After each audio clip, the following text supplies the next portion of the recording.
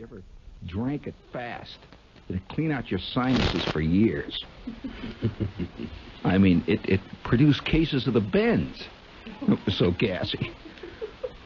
And but they had this contest, see, and it was in the paper. It says the Nehi Orange Company is sponsoring this fantastic $50,000 jackpot prize award, Sports Heroes of the Past contest. Well, if there's anything the old man knew about, it was sports. He knew every Chicago White Sox player who'd ever put on a White Sox uniform before they even had a team.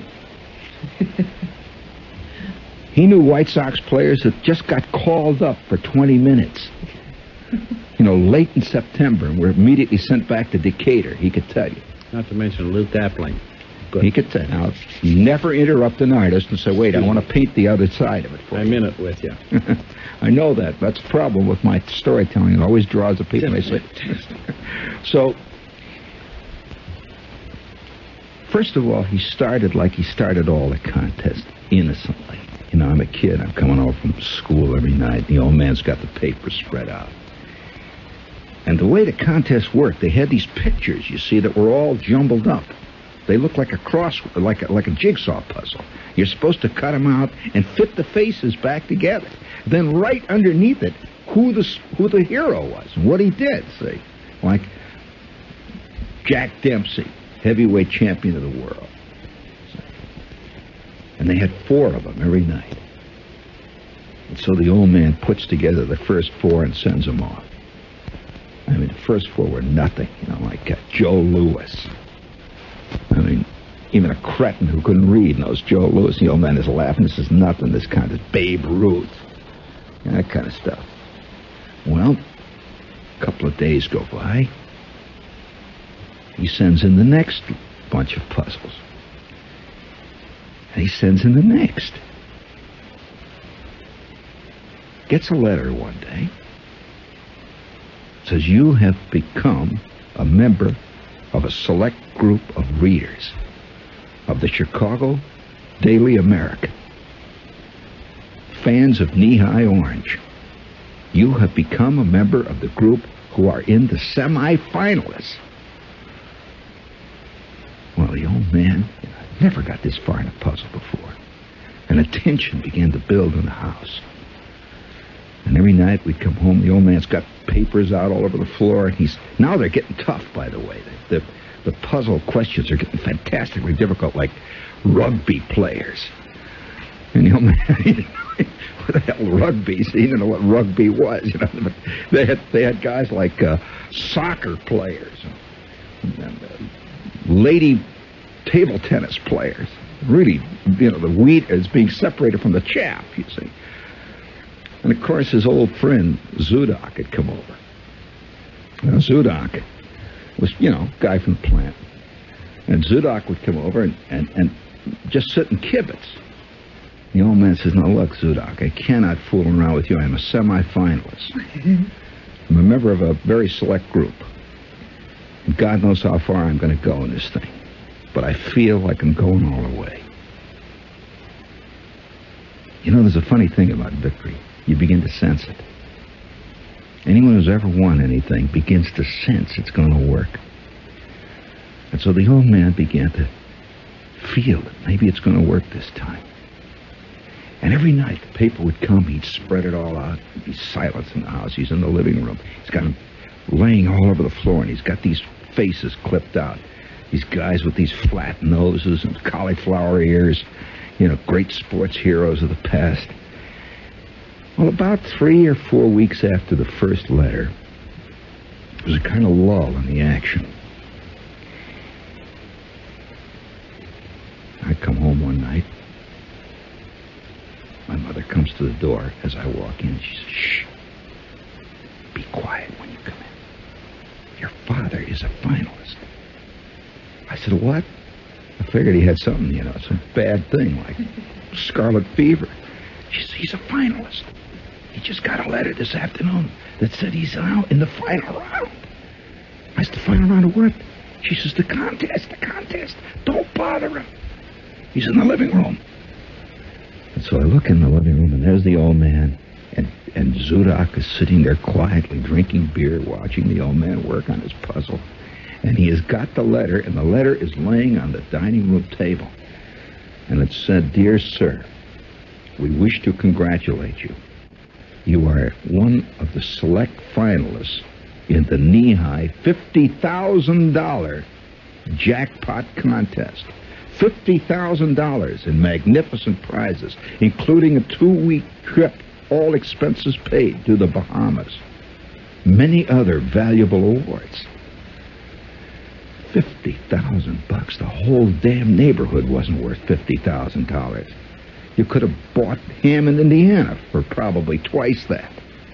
I mean, this was staggering, and the word was beginning to pass out among the neighbors that my father was a finalist, and people would walk by the house and point.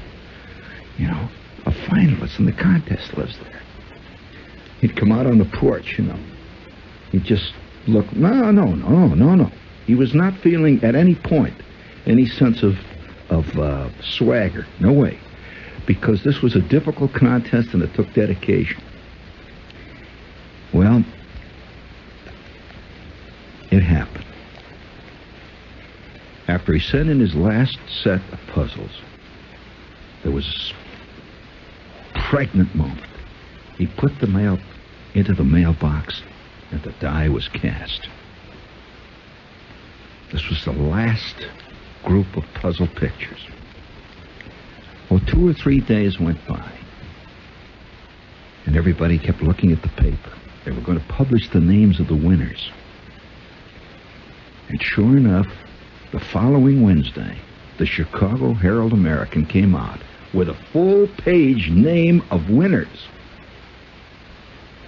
And there, down in the S's, was my father. My God Almighty, the phone started to ring. A letter arrived. The same day, it says, "Dear sir, you are a winner of one of the valuable prizes, a major award at the knee-high contest. Match the athletes. Congratulations, sir." Zudok came over, Gertz, Uncle Carl. They sat around in the kitchen and ate meatloaf and drank beer, saluted the old man, and we waited for the major award. Now, I remember one thing the old man said. He says, you know, he was talking to my mother. He says, you know, I've never been out of the country. Do you think you'll like the Bahamas? My mother said, I'd rather have a refrigerator. He says, oh, anybody can get a refrigerator. He says, who knows what we're going to win? A $50,000 award. Who knows? And the excitement was fantastic because they did not say what award the winner had won. Whether he was a first award winner or a second award, he was a winner. One night, about 5:30 in the evening, you know, I don't think most of us are aware in our lives of true turning points that actually change the course of our lives when it happens. It's only in retrospect that we know there was a turning point. 5:30 that night, I'd just come home from school. My kid brother was under the daybed. My mother was hanging over the sink. She had her usual Brillo pad. She had her hair up. She had these aluminum rheostats in her hair. Wearing her rump-sprung Chinese red chenille bathrobe she always wore. Just a day like any other day. The old man was sitting in the kitchen there drinking a bottle of beer. It was a kind of tension because I had been there for about 3 or 4 days because he was a winner. But it was just a quiet night. You could smell the red cabbage cooking. When suddenly there was a knock on the back door. Mother goes to the door and she says, yes. And there's a guy standing there wearing a gray uniform and he's got a giant box. He says, excuse me, would you sign for the package? My mother turned and said to my father, there's a package here for you. The old man says, my God, the major award, it's here. He jumped up and ran to the kitchen door, and together, he and this guy, this delivery man, dragged this fantastic box into the kitchen. It was a gigantic, great cardboard box, had signs all over it, like, do not tilt, danger, fragile, this side up, valuable contents. the first thing the old man had ever won in his life. I don't know whether or not most people know what it's like to be a Chicago White Sox fan. White Sox had not risen above sixth place in 2 generations. My father was a White Sox fan. He had known nothing but defeat all of his life.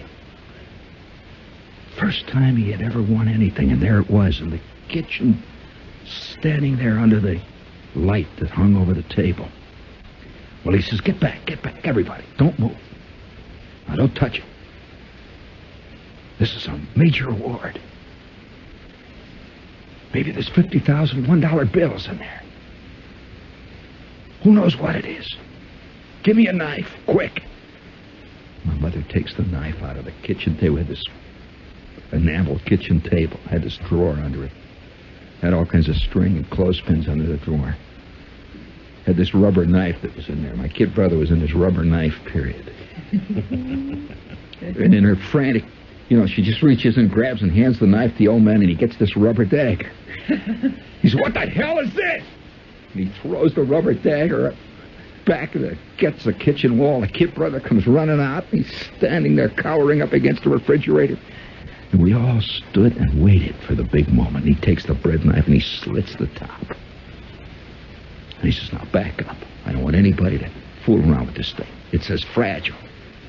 He opens up the top of the cardboard box, and you see all of this straw and hay suddenly start flying out. It's tremendous packing. He starts pulling it out. This box is about 8 feet tall. He's pulling this stuff out, and the straw is flying all over. And he says, oh, my God, would you look at that? And he reaches down in the box. Nobody could see what was in there because it was high, and he's standing up in a chair, and he slowly pulls it out. And there is this fantastic, unbelievable object. It's wrapped in paper. It's about 6, 7 feet tall. And he moves it carefully over to the sink where we had this sideboard, and he sets it up. He says, don't touch it. And he starts to strip the paper off of it. And as he stripped it off, you could see it was a lady's leg. It looked at least twice life-size, magnificent, and it had a lady's foot on the bottom with a lady's shoe. And it was in magnificent flesh tones. I remember what my mother said. She says, what is it? The old man said, it's a leg. She said, what is it? He said, well, it's a statue. Oh, no, this is a statue. Now, nobody in our neighborhood had ever owned a statue. A statue was something you had in the park. We had a statue. It was a lady's leg, and it was pink. She had a fantastic knee. And sticking out of the top, it was a brass rod with these 2 sockets. And the old man says, do you see what that is? That is a lamp.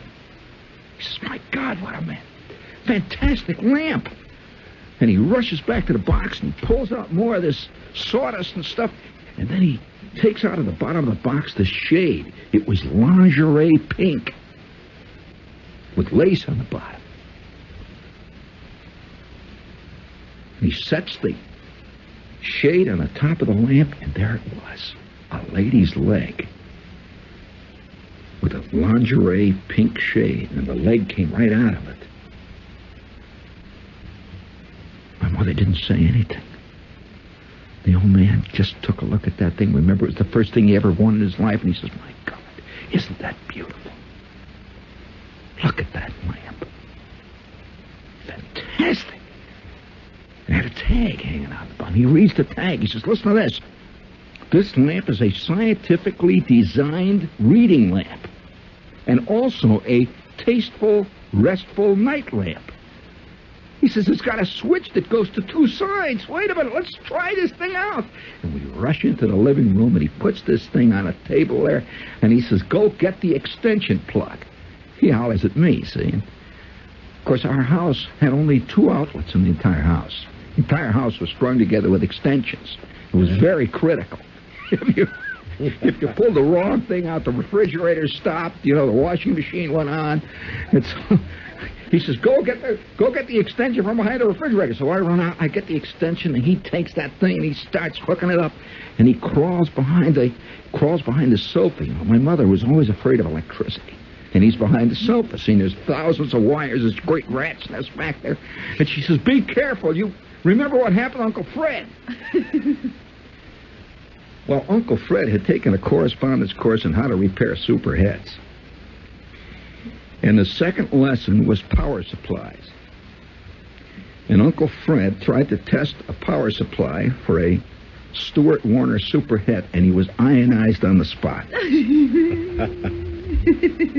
And in fact, my Aunt Teresa, who was Uncle Fred's wife, when she saw Uncle Fred ionized, all that was left was one shoe and his teeth.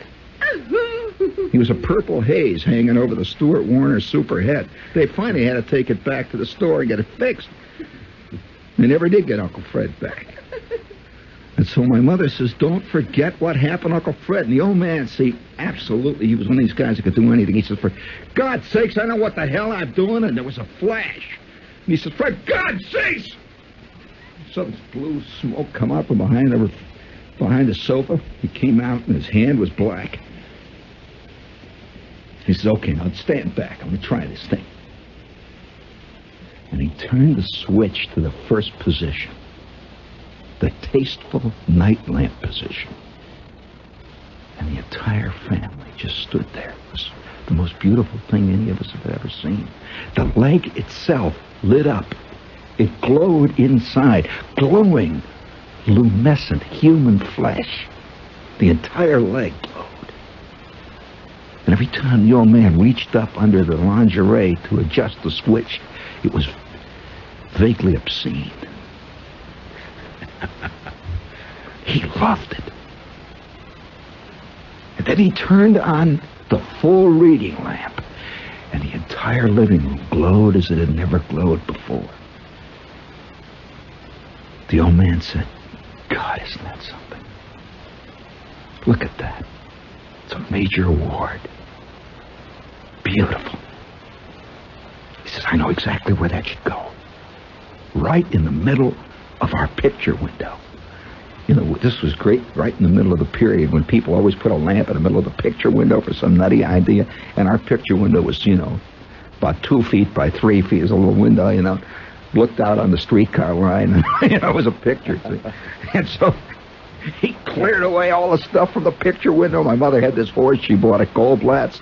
And he put, yeah, it was a black enamel horse. So he put that baby right in the middle there, see? He turned it on full blast. And then he ran down went out the house and down the steps and out in front of the house to look at it.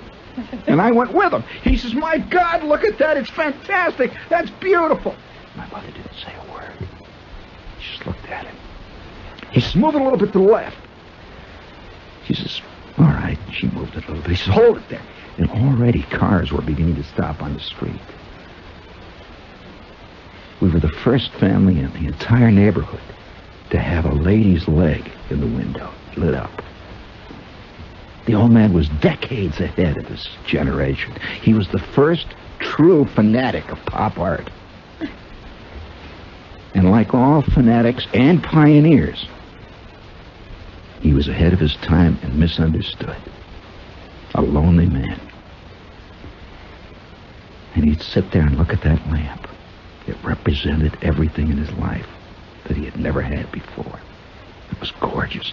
Incidentally, only coincidentally, a lady's leg was also the trademark of the Nehi company. It was a commercial, magnificent piece of true pop art. Well, every night he would sit by his lamp and read the Chicago White Sox scores. My mother said nothing. There was a curious tension began to build in the house. Kids can tell this. And one night, just before supper, the old man was in the kitchen. I was downstairs in the basement. My kid brother was in the John. Spent a lot of time in the John. My mother was dusting. And she was humming away. Radio on top of the refrigerator was playing. We had this radio, white plastic case, had tape on it, had an airplane dial, had a hum. Bing Crosby was always singing Sweet Leilani. My mother was always listening to that. I remember asking her one day, what's a Sweet Leilani, Mom? She says, you wouldn't understand. I never did. She's dusting and the radio's playing. It was just a day like any other day.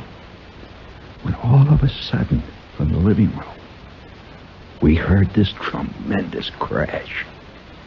Every one of us knew instantly. Instinctively, man knows when his world has changed. It's like the minute that the first bomb landed at Hiroshima, man instinctively knew nothing would be the same after that. There was this crash. And for one brief instant, there was a kind of an electric air. And the old man suddenly in the kitchen heard it. And he yelled, "What the hell is that?" And I heard him run down the hall into the living room. I came up from the basement. My kid brother came running out of the john with his pants off. And there it was, spread out all over the old man's major award. And my mother stood there amid all the wreckage with her dust cloth. And he took one look at it and he says, "My God, you broke it." My mother said, "Yes, I'm sorry." He looked her right in the eye. It's the first time I ever heard him talk like this. He said, "You broke it. I know why you broke it. Because you're jealous." She says, "Jealous? Jealous of what? A ridiculous lady's leg?" He says, "No, you're jealous because I won." "Where's the glue?" She says, "We're out of glue." He says, "God damn it." And he ran out of the house, jumped into the car, and you could always tell the attitude of the old man at any given time by the way he drove the car. He had this fourth-hand Oldsmobile, an Oldsmobile Rocket 98. He stepped on that baby, and then first you could feel the gravel hit the front of the house. He was gone. 10 minutes later, he came back with two great big tubes of glue. The kind of glue that they used to glue together exploded locomotives. And he squatted down at the kitchen table and he started to glue that thing together. He never got it glued together. It didn't work. And finally he got up, walked out to the back porch, and dropped the whole thing in the wastebasket. Came back and sat down and started to read the sport page. They never mentioned it again. But nothing was ever again the same in our family. Everything was changed after that. What a beautiful story. Thank you. I really mean it, and I know Arnie feels it too, and our family. Did you like that story? Even It's a our engineers fantastic story, clapping. yeah. That is so great, I tell you. Well, now the question is, did she do it deliberately or not? No one ever knew. Well, what happened was that her dust cloth just happened to catch on to the lingerie part of the shade, you see. Whatever. Deliberately. Listen, would you take some phone calls? Sure, why not? Because I know, and I had said that you would. I was going to try to ask. By the way, that story, which is a chapter really of "In God We Trust, All Others Pay Cash," has been incorporated in the film we just finished. It's part of the film. Oh, beautiful. And Jimmy Broderick does a magnificent job in that scene with the lamp. Well, now, he really plays does. your father. He plays the father. Mm-hmm. Yeah. Who plays you? There's a young actor, what's his last name again? David Elliott plays the kid, who at that time in the story, we changed the ages. There's a lot of very technical things in this, but he's about 16 in the story. And I play myself, not myself really, I play the guy. See, it begins with me driving along a road And this whole scene, the whole story takes place in his mind. In other words, he's telling you the story, this guy, and you can see all this stuff happening. And so I play that character, and I comment and narrate on it as it goes. But that story is one of the see, each one of the characters in this film. It's an interesting film. I think you'll find it technically interesting. In that most films, if you think back on the films you've seen, that the major thing in a film is that something happens to one guy, and all the other characters, in a sense, are subservient to that. But in this film, everybody has a specific simultaneous action. In other words, the father's big thing is this lamp story. The mother has her own thing, which happens to be Leopold Doppler and the Great Gravy Boat Riot. She's a Dish Night fan, and there's a fantastic thing happens to her in the Dish Night. The kid, on the other hand, has a thing happen to him. He's involved in the prom with Wanda Hickey, and each character has his own story, which is really basically independent of the others, and they're it's just like in your own family. You know, when you're at home, you may be doing something and you never mention it to somebody else because it's your own private life. When does it come out? It'll be on. It was a very interesting production. It was put together under the aegis of a well, it's a subdivision within the public broadcasting system called Visions. It was done out of the West Coast, and it'll be on the air the last part of October or the first part of November. And it's I think it's the finest thing I've ever had anything to do with. We really worked. Oh yes, after that it'll be in theaters. It was a 2-year work of love, of turning out the script and all that. Did you do it here in the city? No, it was shot largely all the steel mill sequences. It's the backdrop, Arnold, is in the steel mill world of northern Indiana. All those sequences were shot at Inland Steel, and that whole northern Indiana sequences, and the interiors, and a lot of the rest of it was shot all around Boston, because we were using a crew from WGBH, a camera crew. It takes in a lot of territory. Oh yeah. Gee, you know, that is, I've heard that story, I think twice, in some 20 years. That is without a doubt the most touching, the most fantastic story, and it, I don't know, it sort of actually demonstrates what happens to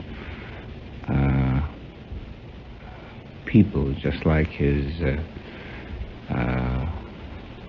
father, who thinks that he has won some classic thing, and then unfortunately it has to be broken in the end. Yeah, by somebody who's close to him, and deliberately at that. May we pause for station identification and take care of a little bit? And you did it so well. Just magnificent storytelling. Thank you, John. Storytelling is something very dear to my heart. It's my art form, and that's when it's just beautiful. Certainly excel in it. I haven't told that story as a performance. God, it's been how many years? Probably 10 years. Well, John, so you did it at NBC the last time that I know. Yeah, John, when you were over there. John, you told me about this story, but you said, I'm not going to try to tell it. The next time we have, it was after you were here, Gene. He said, oh, I should have had him tell the Nehi story. He said, the next time he's here, he said, I'm not even going to try. John, could I just interrupt for a moment? Because we are a bit